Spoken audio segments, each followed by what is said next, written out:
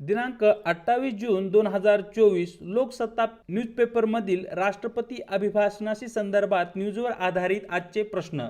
भारतीय राज्यघटनेच्या कोणत्या कलमानुसार राष्ट्रपती प्रत्येक सार्वत्रिक निवडणुकीनंतर पहिल्या सत्राच्या प्रारंभी आणि प्रत्येक वर्षाच्या पहिल्या अधिवेशनाच्या प्रारंभी संसदेच्या दोन्ही सभागृहांना संबोधित करतात?